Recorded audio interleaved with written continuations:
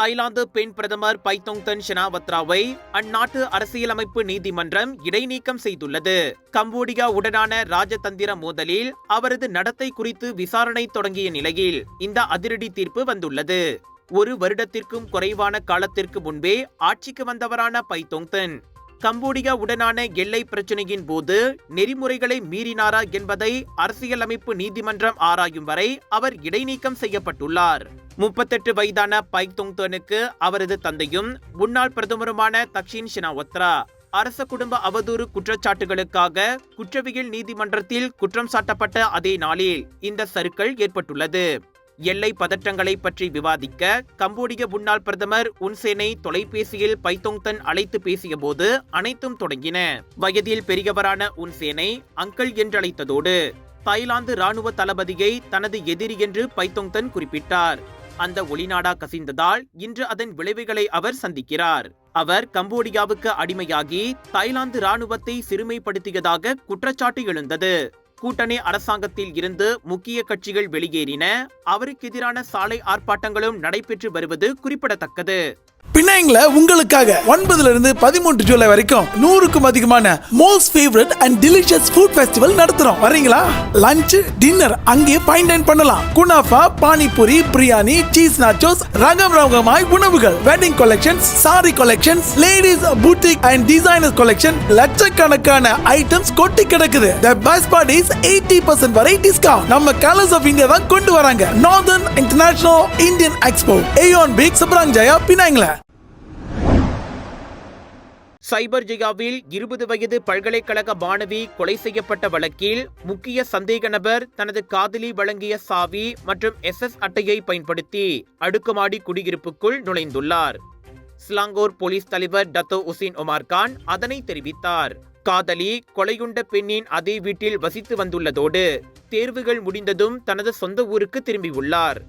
இந்நிலையில் கொலையுண்ட மாணவி தனது இறுதி தேர்வுக்காக அடுக்குமாடி குடியிருப்பில் தனியாக இருப்பதை சந்தேக நபர் பயன்படுத்திக் கொண்டார் என உசின் ஒமார் கான் கூறினார். ஏற்கனவே பலமுறை அங்கு அவர் தங்கியிருந்ததால் அந்த இடத்தை அவர் நன்கு அறிந்திருந்தார். இதுவே ஜூன் 24 இரவு அவருக்கு வசதியாக போனது.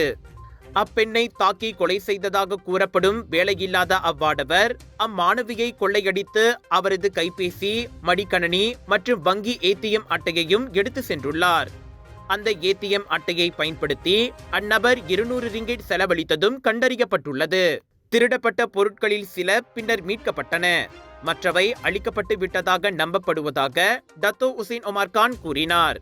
அக்கொலை தொடர்பாக முக்கிய சந்தேக நபர் உட்பட இதுவரை 4 பேர் கைதாகியுள்ளனர். கொலையுண்ட மாணவியின் வீட்டு தோழர், சந்தேக நபரின் நண்பர் என்று நம்பப்படும் ஒரு பெண் மற்றும் கொலையுண்ட மாணவியை அறிந்த ஆனால் ஒரு தனி வீட்டில் வசித்து வந்த மற்றொரு நபர் ஆவார்.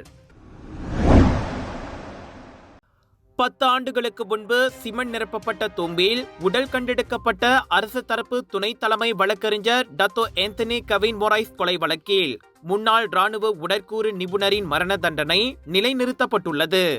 கோலாலம்பூர் உயர்நீதிமன்றம் 62 வயது கர்னல் டாக்டர் குணசேகரனுக்கு வழங்கிய மரண தண்டனையை புத்ராஜயா கூட்டரசு நீதிமன்றம் இன்று நிலைநிறுத்தியது.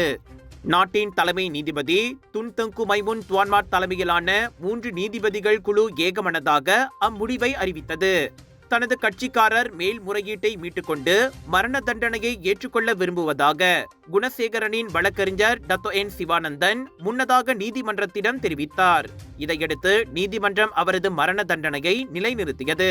இவ்வேளையில் இந்த குற்றத்தை செய்ததற்காக 32 வயது S நிமலன், 54 வயது S ரவிச்சந்திரா ஆகியோருக்கு முறையே 35 மற்றும் 40 ஆண்டுகள் சிறை தண்டனை விதிக்கப்பட்டது.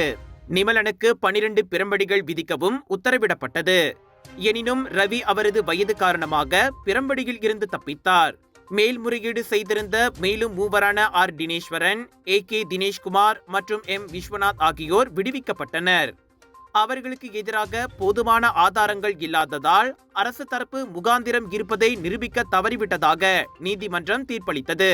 கெவின் கடைசியாக 2015 செப்டம்பர் 4ஆம் தேதி கோலாலம்பூரின் முனாரா டூத்தாவில் இருந்து தனது அடுக்குமாடி குடியிருப்பில் இருந்து புத்ராஜயாவில் உள்ள சட்டத்துறை அலுவலகத்தில் உள்ள தனது அலுவலகத்திற்கு புரோத்தோன் பிரடானா காரில் சென்றார்.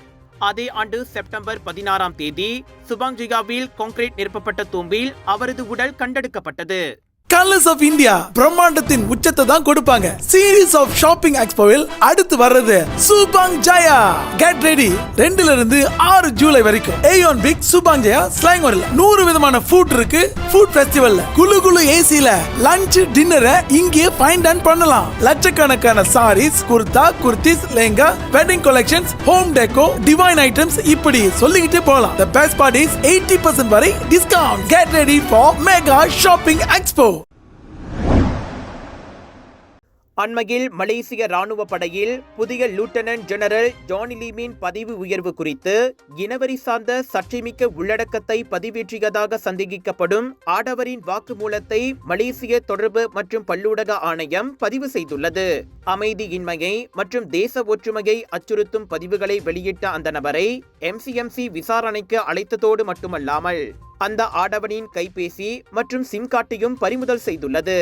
இந்த வழக்கு தகவல் தொடர்பு சட்டத்தின் கீழ் விசாரிக்கப்பட்டு வருவதோடு குற்றம் நிரூபிக்கப்பட்டால் 5 லட்சம் ரிங்கெட் அபராதமும் 2 ஆண்டுகள் சிறை தண்டனையும் விதிக்கப்படும் என்று எதிர்பார்க்கப்படுகின்றது.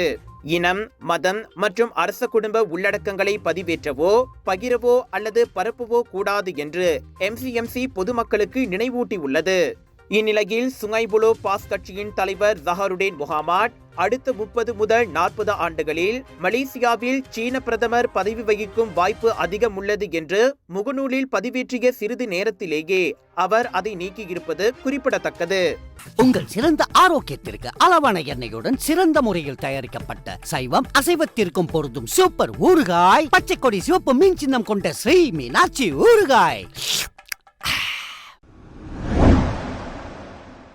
ஜோஹர் மாய்காவுடன் இணைந்து மாநில மாய்கா தலைவர் ரவீன்குமார் கிருஷ்ணசாமி தலைமையில் சுல்தானா ரொஹாயா அறவாரியம் கடந்த 2 ஆண்டுகளில் SPM மற்றும் STPM தேர்வுகளில் சிறந்த தேர்ச்சி பெற்ற ஜோஹரை சேர்ந்த 205 இந்திய மாணவர்களுக்கு நிதி உதவி வழங்கியது.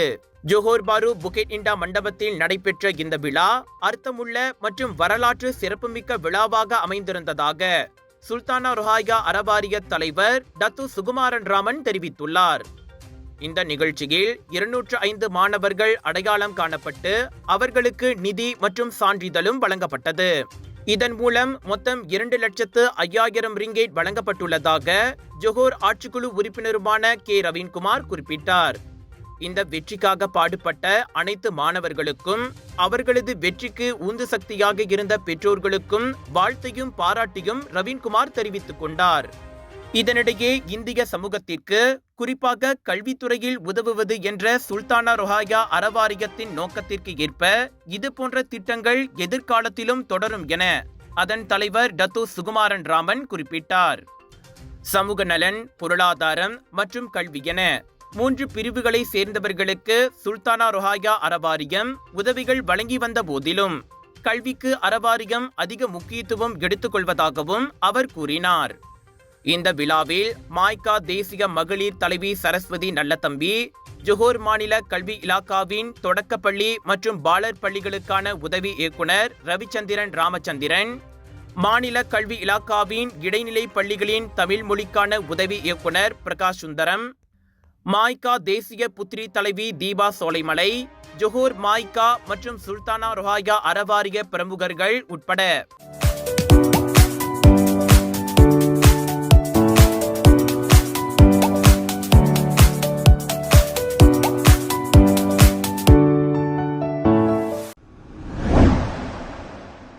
பெத்ரா எனப்படும் எரிபொருள் மாற்றம் மற்றும் நீர் உருமாற்ற அமைச்சுக்கு ஸ்லாங்கூர் அரசு நிறுவனங்கள் இன்று மரியாதை நிமித்தம் பயணம் மேற்கொண்டன.